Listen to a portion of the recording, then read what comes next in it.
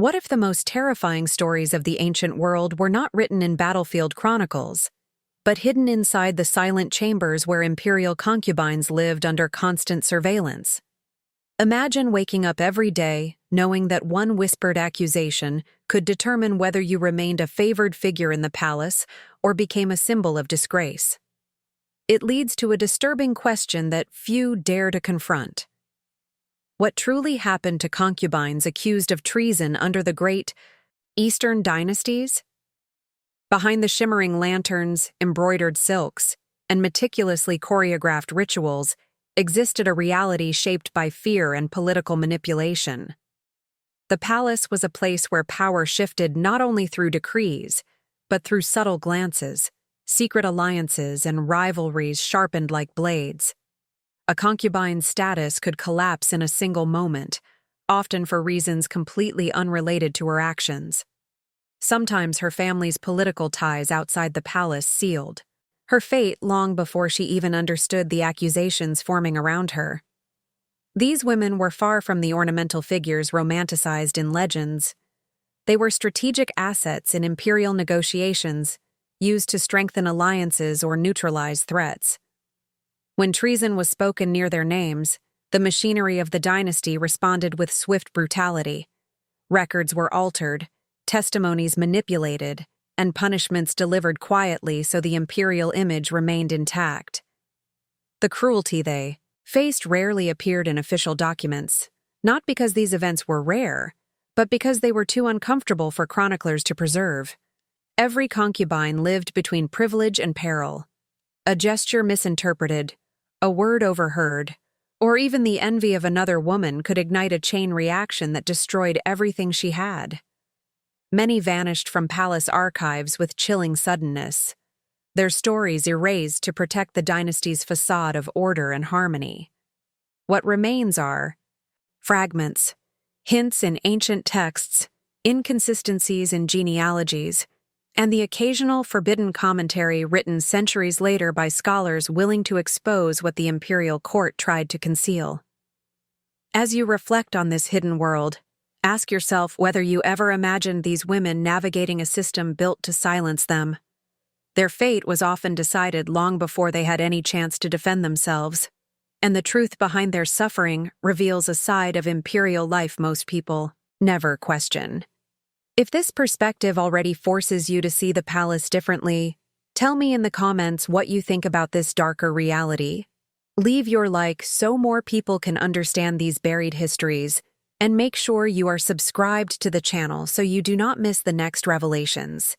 And as we move deeper into these hidden accounts, the next steps will uncover how accusations evolved into a complex political tool that shaped the destiny of countless women across the dynasties.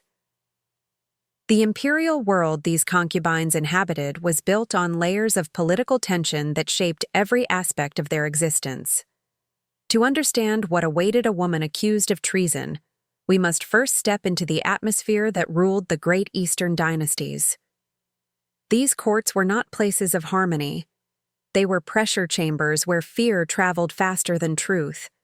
Ministers, generals, royal relatives, and palace officials all fought for influence, and every shift in power created ripples that reached even the most secluded quarters of the women's chambers.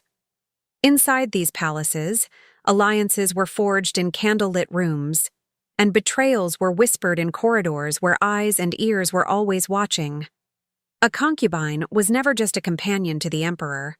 She was a political symbol whose very presence could strengthen or threaten entire factions. Her beauty, intelligence, or family connections could elevate her, but those same virtues could also turn her into a target. Rival concubines, ambitious eunuchs, or jealous officials could spread rumors with devastating consequences. And in a system where accusation often mattered more than evidence, the environment itself became a weapon. The women who lived there knew this unspoken truth. They understood that the imperial court functioned on a delicate balance sustained by fear, rituals, and obedience. The higher a concubine rose in favor, the more enemies she attracted. And if her family outside the palace became involved in political disputes, that danger multiplied. Many accusations of treason began far beyond the palace walls, rooted in external conflicts that the women themselves had nothing to do with. Yet they were the ones who paid the price, because punishing a concubine was an effective way to send a message to her clan without igniting open rebellion. This atmosphere of controlled instability shaped every gesture and every breath. Historical records hint at how heavily this psychological pressure weighed on the women. Some chroniclers describe concubines who slept lightly, fearing nighttime messages that could alter their fate. Others mention how the emperor's absence for too many days was interpreted as a shift in political winds, leaving women silently terrified of what was being negotiated behind closed doors. Even religious rituals performed in the palace could be twisted into signs of favor or disfavor, reinforcing the sense that nothing was safe, not even tradition. Rumors traveled like shadows slipping through lattice windows. A misunderstood glance, a poorly timed gift, or a harmless conversation overheard by the wrong person could spark suspicions. Once such doubts reached the ears of a powerful figure, the machinery of the court began to move, slowly at first, then with increasing inevitability. And although official histories often downplay this turbulence, fragments preserved in private writings reveal a world where stability was a fragile illusion, and where concubines lived suspended between luxury and danger. As this tense environment pressed upon them, even the most seemingly secure women found themselves vulnerable to forces they could not see, shaping the path that transformed accusation into destiny and tightening the net around those marked by whispers of treason. Once an accusation began to circulate, even in its earliest form, the imperial court shifted into a mode of silent tension. The first stages of these accusations were rarely public and almost never straightforward. They started quietly, with discreet observations, subtle tests of loyalty, and deliberate attempts to provoke reactions from the woman under suspicion. Palace officials would watch her movements, analyze her interactions, and record even the smallest deviations from routine. In a world where silence could be as incriminating as speech, these early signs often carried more weight than any concrete evidence. Concubines who felt the atmosphere change around them often sensed it before anyone spoke directly to them.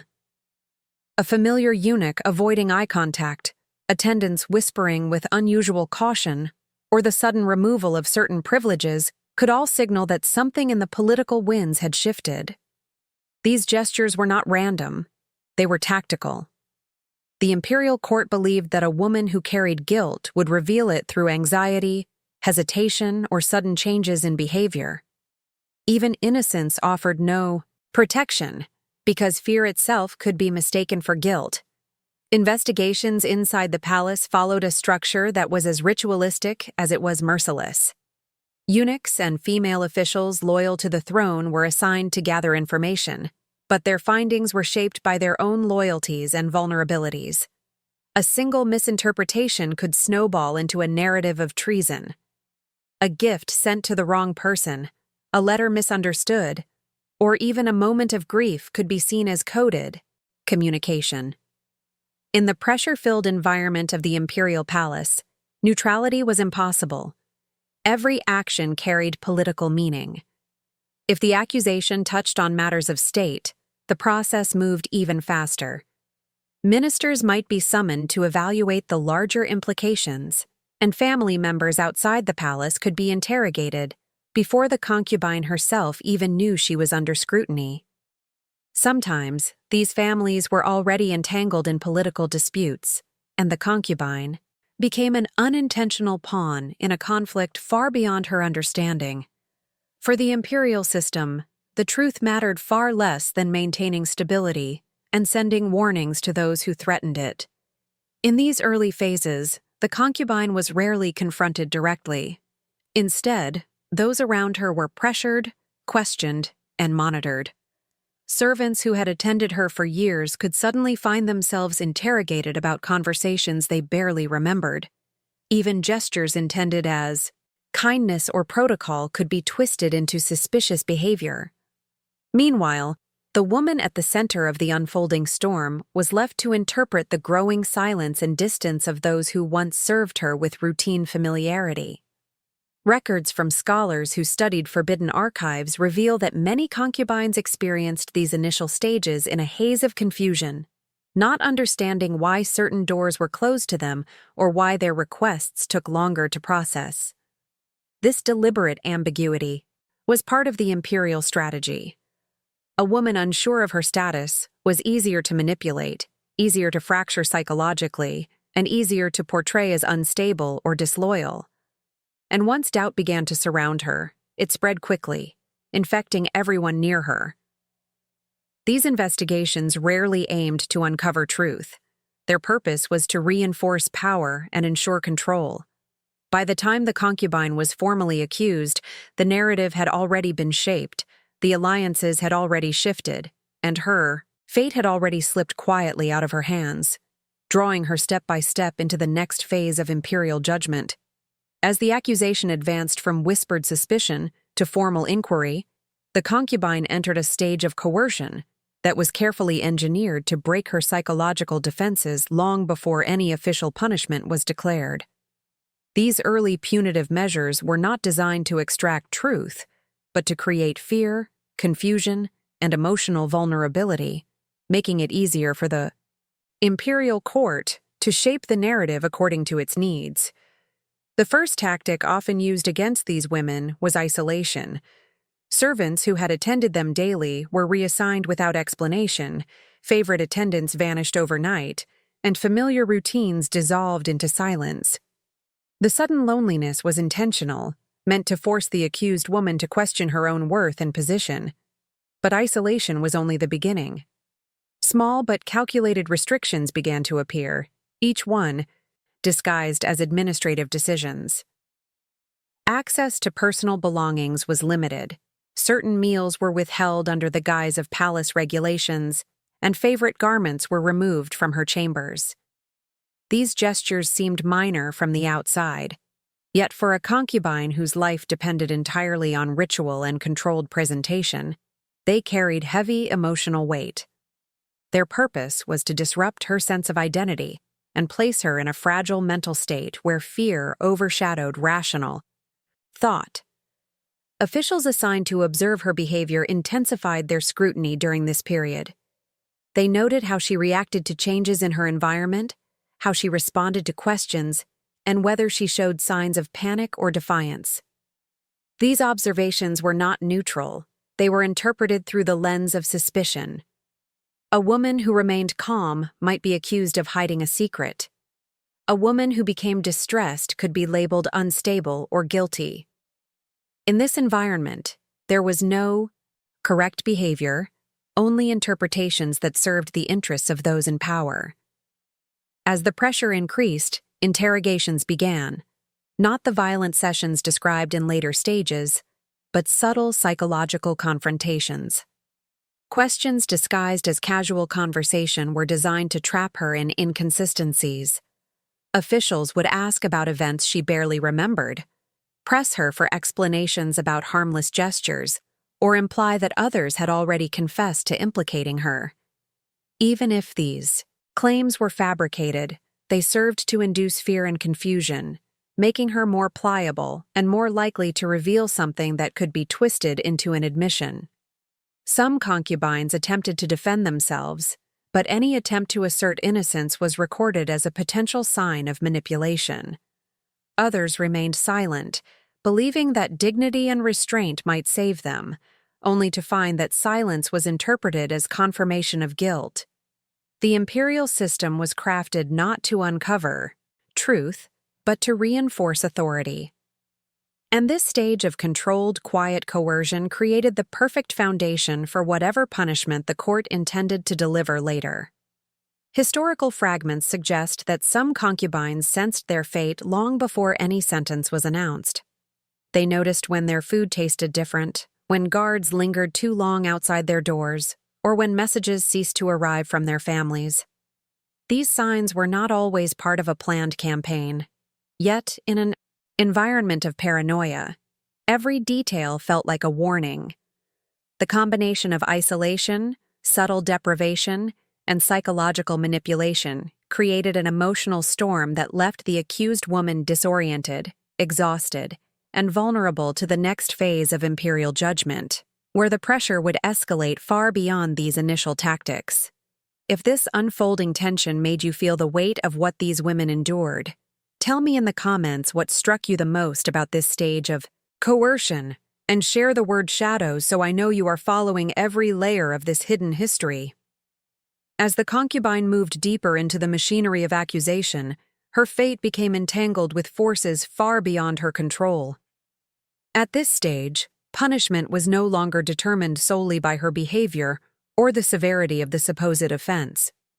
The outcome depended heavily on the intricate power struggles within the palace, where factions competed, influence shifted unpredictably, and loyalties were traded like currency.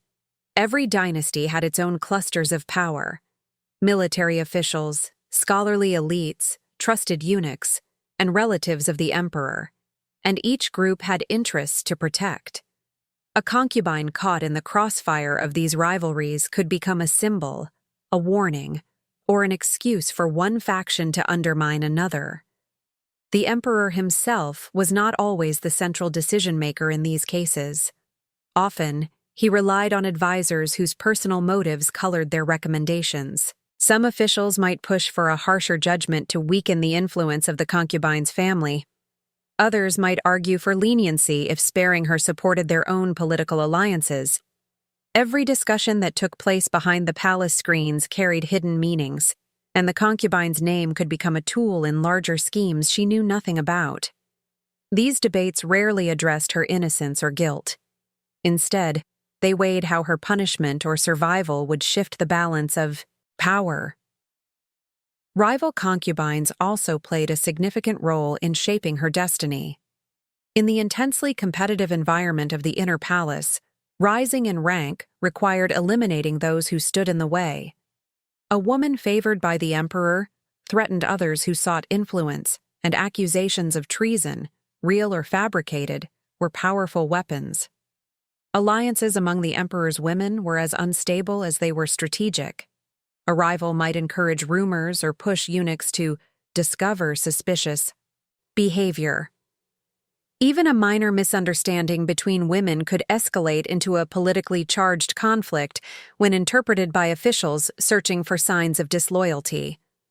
The family of the accused concubine, even though outside the palace, became central in these negotiations. If her relatives were influential, factions might use the accusation as leverage to pressure them, extract favors, or weaken their political position. Conversely, if her family had recently fallen from favor, her vulnerability increased dramatically.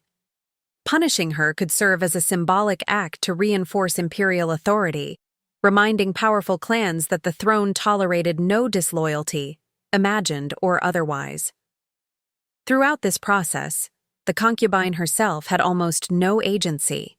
She was not present during the debates that sealed her fate, nor could she speak directly to those who shaped the outcome. Her value, once measured by charm, beauty, or perceived loyalty, transformed into something colder and more utilitarian. She became a political opportunity, a pawn through which factions demonstrated strength or exacted retribution. Every decision about her life or death reflected calculations detached from her humanity. Even the emperor's personal feelings could be manipulated.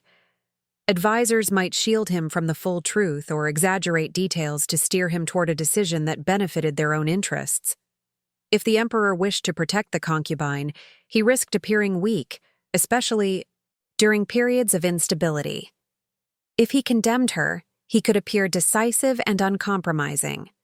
Thus, personal affection often became subordinate to political performance.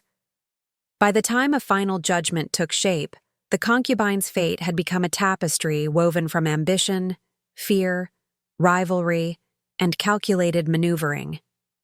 What appeared outwardly as a legal or moral decision was, in reality, a reflection of the invisible tensions governing the palace.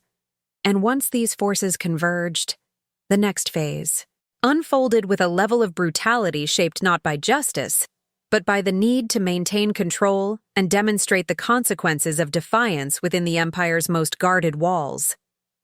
Once the political tides aligned and the court reached a consensus, the accusation transformed into something far more dangerous, a sentence shaped as much by ritual as by power.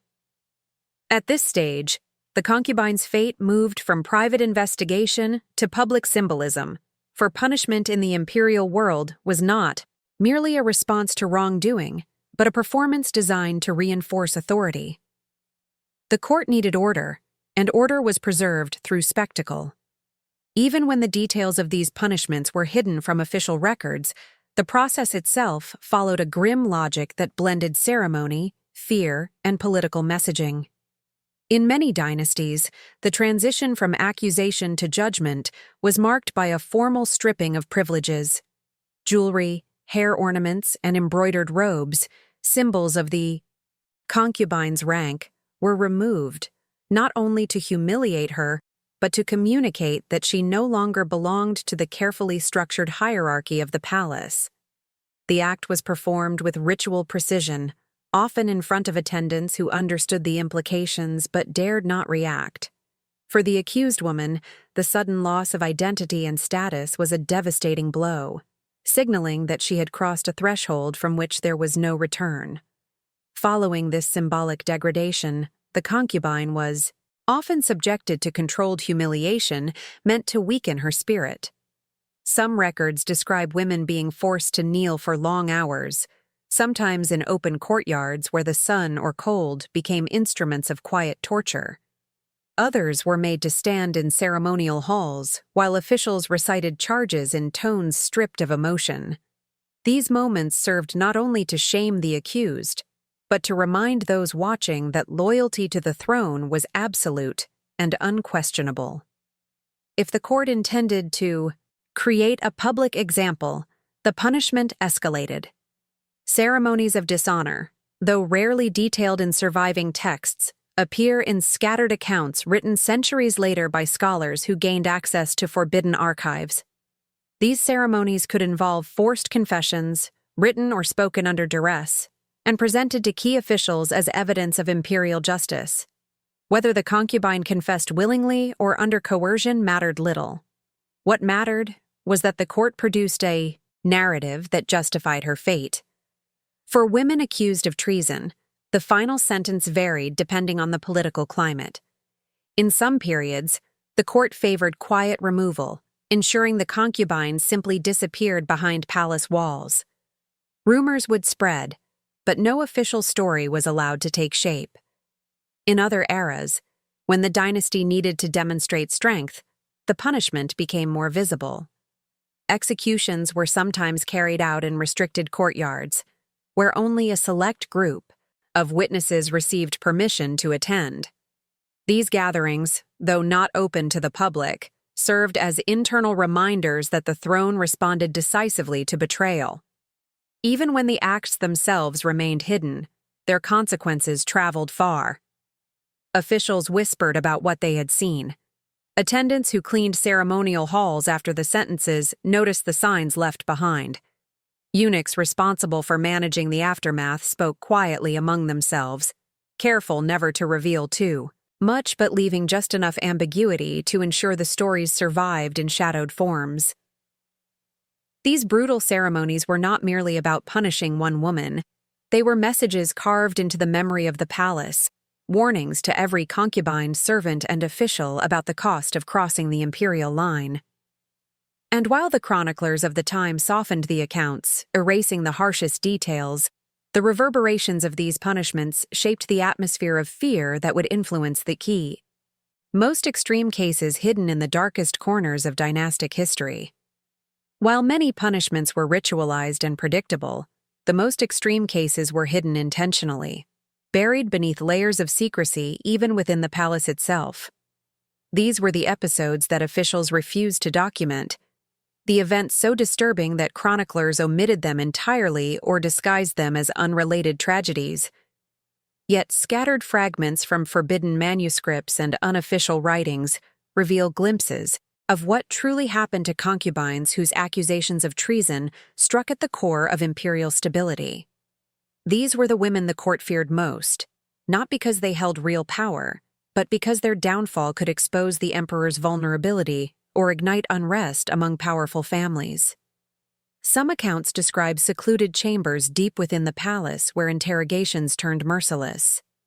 These rooms were far from ceremonial halls. They were isolated spaces where only trusted eunuchs and high-ranking officials entered, tasked with extracting confessions by any means necessary. The methods varied by dynasty and political climate, but all shared the same objective: silence. Whether through manipulation, psychological torment, or physical coercion, the accused concubine was pushed until her resistance dissolved, ensuring that the imperial court could present a controlled narrative free of contradiction. There are rare mentions of women who attempted to flee during these secret proceedings. Their escapes were short-lived, as the palace was designed to trap rather than free. Guards stationed in hidden corridors, locked gates disguised behind ornamental screens, and attendants trained to raise silent alarms left these women with nowhere to go. The capture of an escaping concubine served only to justify harsher treatment, reinforcing the idea that her guilt was undeniable. The court relied on these staged interpretations to maintain the illusion of order, while the truth, complex, violent, and deeply human, remained concealed. In the most politically sensitive cases, punishments extended beyond the concubine herself. Families were sometimes implicated, with brothers or fathers being questioned, monitored, or pressured into confessions that aligned with the court's preferred version of events. The concubine's suffering became a tool through which the state managed dissent, applying pressure not only to the accused woman, but to her entire lineage. These tactics preserved imperial authority, while ensuring that no clan grew powerful enough to challenge the throne's control. The disappearances that followed these secret punishments became part of the palace's whispered lore. Attendants noticed when certain chambers were sealed for days, when certain corridors were suddenly off-limits, or when the belongings of a once important concubine were quietly redistributed. These changes were small but unmistakable. Everyone understood what they meant, yet no one dared speak openly, because even acknowledging these events risked drawing suspicion upon oneself. In this environment, silence became a form of survival. Historians centuries later pieced together these stories through inconsistencies in genealogical records, sudden breaks in the biographies of influential families, and hidden deposits of private writings. These fragments reveal not only the brutality of the punishments, but also the deliberate effort to erase them. The state did not fear the concubines themselves, but the implications of admitting what had been done to them. Acknowledging such violence would have exposed cracks in the imperial image, threatening the carefully constructed mythology of absolute authority. These extreme cases, rarely discussed, often denied, and meticulously covered, formed the darkest layer of imperial control. Their memory survived only because those living within the palace felt the lingering weight of what they had witnessed or imagined.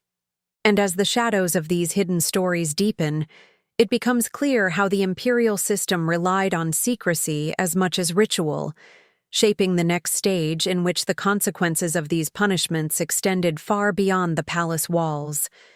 If something in these hidden accounts stirred you or made you rethink what life inside the palace truly was, share your thoughts in the comments and write echoes, so I know you are still walking through these darker layers with me. As these extreme punishments unfolded behind the sealed doors of the palace, their effects radiated far beyond the women who endured them. The imperial world functioned like an organism whose balance depended on fear, ritual, and obedience, and the fall of a concubine for treason, whether justified or fabricated, sent a wave of tension through every level of palace society. Within the inner chambers, the remaining women studied every detail surrounding the disappearance of one of their own. They examined who had last spoken, to her, who had lost or gained favor afterward, and how quickly the emperor resumed his routine. Their survival depended on interpreting these signs correctly, because in a world where alliances were fragile, understanding the rise and fall of others became essential knowledge. The eunuchs, who were both servants and guardians of imperial secrecy, also felt the shift. Those directly involved in the investigation gained temporary authority, while others feared being associated with any misstep that could draw dangerous attention. Promotion or punishment often followed the unspoken logic of these events, not because officials openly acknowledged the connection, but because maintaining palace order required reinforcing the hierarchy that allowed such violence to remain hidden. Even those who resented the brutality knew better than to question it, for the system offered no space for dissent. Officials in the outer court reacted differently. For them, the punishment of a concubine served as a political indicator, a signal revealing which factions had gained influence during the process. If a powerful minister's ally had been targeted, rivals took it as evidence that the winds were turning. If the accused woman came from a prominent family, her downfall suggested a significant shift in the dynasty's internal calculations. These subtle readings had real consequences. Appointments, petitions, alliances, and even diplomatic decisions were shaped by how officials interpreted the palace's handling of such cases. Beyond the palace walls, the impact was quieter, but no less important. Families connected to the concubine faced sudden scrutiny, even when they were not formally accused of wrongdoing. Merchants who had once traded with them hesitated. Scholars distanced themselves from their writings. Servants whispered that misfortune followed those tainted by imperial suspicion. In societies where reputation shaped opportunity, this stigma could mark an entire lineage for generations. Some families attempted to erase all mention of their daughters who entered the palace, believing that silence was safer than a history too closely tied to imperial turbulence. Even the common people, though unaware of the details, felt the ripples. News of a concubine's disappearance might never be officially announced, yet stories circulated in markets and temples through coded phrases and indirect references. People learned to interpret these subtle signals as warnings about the stability of the dynasty itself. A period marked by several disappearances suggested unrest or internal conflict, making merchants cautious and travelers wary. In this sense, the fate of a single woman became a barometer of imperial strength. Inside the palace, every attendant, guard, and official adjusted their behavior in response to these shifts. Servants adopted stricter discipline, eunuchs became more selective in their whispers, and concubines refined their political instincts with renewed urgency. The court did not need public announcements. Its unspoken rules maintained order more effectively than any decree. Violence remained hidden, but its influence shaped daily life as surely as the emperor's commands. Through these layered reactions, the punishment of a single concubine echoed through the entire structure of imperial power.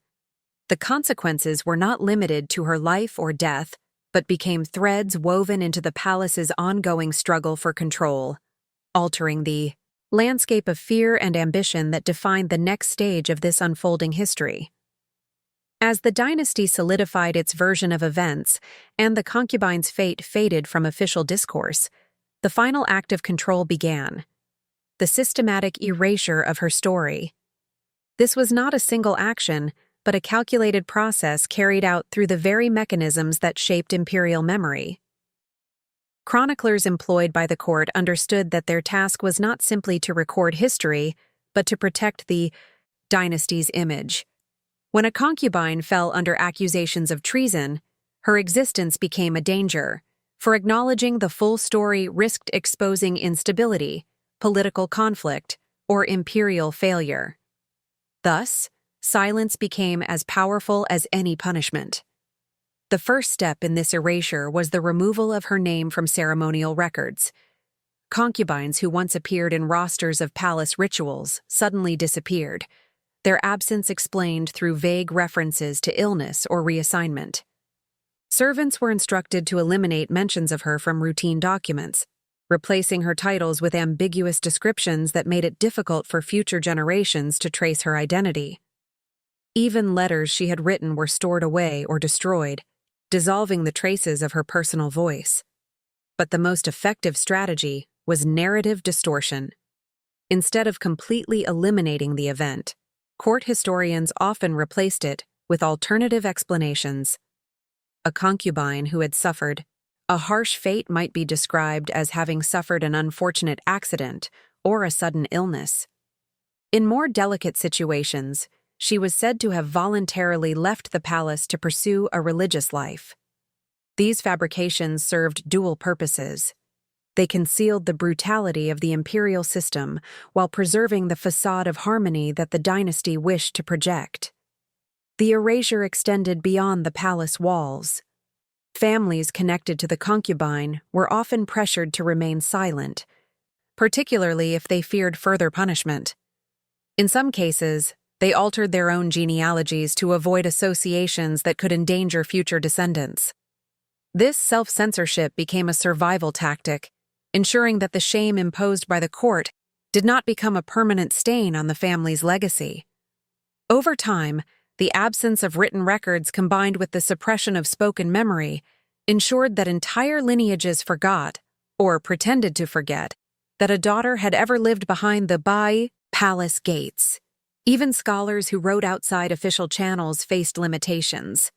Access to archives was restricted, and those who dared investigate inconsistencies in historical records risked being accused of undermining imperial authority.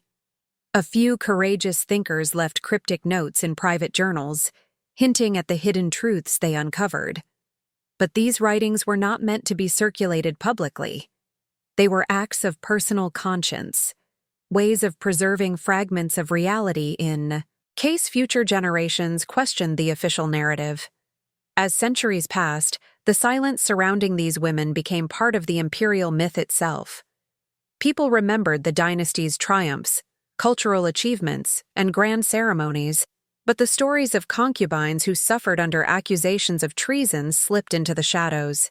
Occasionally, contradictions in genealogies or unexplained gaps in palace records sparked curiosity among historians, yet even then, the truth remained elusive. What survived were only hints, suggestions that something darker had occurred just beyond the reach of recorded history. This deliberate concealment ensured that the dynasty maintained control not only over its present, but over its future image. By shaping memory, the court shaped identity. And in this carefully constructed silence, the concubine's story became a ghostly echo, felt but never fully heard, preparing the ground for the final revelations about how these forgotten fates shaped the broader legacy of imperial power. As the centuries unfolded and dynasties rose and fell, the fate of these concubines became more than isolated tragedies. Their suffering, their erasure, and the silence imposed on their memories shaped how imperial authority defined itself. Every disappearance reinforced the throne's message that loyalty was absolute, that defiance, real or imagined, would be met without hesitation, and that the palace itself existed beyond the reach of ordinary morality. This culture of fear did not remain confined to the walls of the inner chambers. It rippled outward, influencing how officials governed, how families navigated alliances, and how the people interpreted the shifting balance of power. Over time, the stories of these women became part of the invisible architecture of the empire. Their voices, though muted, shaped the decisions of future concubines who learned to read danger behind every polite gesture. Officials who had once witnessed punishments in secret carried the memory into new appointments, adjusting their behavior and strategies based on lessons carved in fear. Even emperors inherited unspoken knowledge that the control of the palace depended as much on the management of perception as on force. The brutality inflicted on these accused women became a kind of political language, a tool used to stabilize or intimidate, depending on the needs of the moment. Outside the palace, the legacy of these erased lives appeared. In subtler forms. Families marked by scandal redirected their ambitions, scholars tiptoed around sensitive topics, and artists portrayed imperial femininity in ways that suited official ideals, never hinting at the violence hidden beneath the surface. Generations grew up believing in courtly harmony, unaware of how much suffering had been required to maintain that illusion. Yet beneath this carefully constructed image, the truth endured in fragments, whispers preserved in private diaries, inconsistencies noticed by later historians, and rare manuscripts that survived the censor's reach. These pieces allow us to glimpse the larger pattern, a system built on silence, where the most vulnerable became symbols manipulated by forces far beyond their control. Understanding this hidden history forces us to look at imperial power differently. It challenges the polished portrayals found in traditional texts and reveals the cost of maintaining an image of unbreakable authority. The concubines accused of treason were not merely victims. They were unwitting participants in a larger struggle that shaped the destiny of entire dynasties. Their stories, once buried, now serve as reminders of how state power can manipulate memory, rewrite identity, and erase human suffering in the name of stability. And as we revisit these forgotten lives, we uncover the layers of fear, ritual, and political calculation that defined the ancient world more truthfully than any official chronicle ever admitted. If you stayed with me until this final moment, let me know in the comments by writing the phrase "I reached the end," and tell me what part of this hidden history struck you the most. And if this deep look into the shadows of imperial power felt valuable, consider subscribing to the channel so you can continue exploring stories that history tried to hide. Your like also helps this kind of content reach more people who are curious about the truths behind the empires. If you want to keep going, there is another video right here that expands these themes in a powerful way. So click and continue this path with me as we uncover more of what the past refused to reveal.